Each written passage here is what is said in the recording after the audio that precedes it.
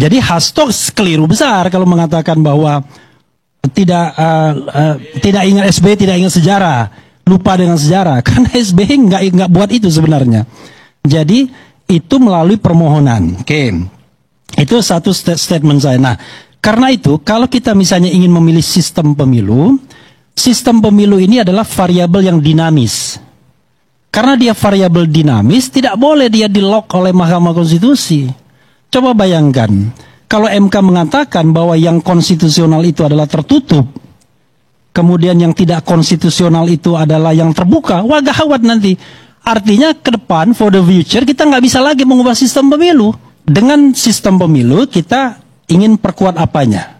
Partai politiknya kah? Kedaulatan rakyatnya kah? Atau kita ingin memilih sistem pemilu yang sederhana, biar curangnya itu gampang dikontrol, misalnya begitu. Jadi sangat tergantung kebutuhan kita. Sekali lagi, MK jangan go forward menurut saya, ya. Kemudian, MK tidak memutuskan 2008. Jadi tahun 2008 itu, MK tidak memutuskan sistem pemilu proporsional terbuka. Tahun 2008, MK itu memutuskan calon terpilih. Jadi whenever Anda memilih open list, maka harus bersanding dengan suara terbanyak. Itu putusan MK. Tapi kalau misalnya kita mau memilih yang tertutup, maka berarti tidak ada listnya. Cuma sekali lagi, itu open legal policy, bukan urusannya Mahkamah Konstitusi. Jadi sekali lagi, saya luruskan, MK tidak pernah memutuskan memilih sistem pemilu. Karena itu MK aneh kalau dia mengatakan bahwa yang namanya open list itu inkonstitusional. Artinya dia memilih. Kalau memilih itu bisa positif, bisa negatif. Bisa mengendorse, bisa mengoppose. Kira-kira begitu. Kemudian terakhir, saya mengatakan permohonan harus ditolak, ya, atau bahkan tidak terima legal standingnya. Kenapa tidak terima legal standingnya? Begini, betul kata Prof. Yusril, MK ini aneh. Yang harusnya legal standingnya diterima, ditolak. Yang harusnya ditolak, diterima, ya kan?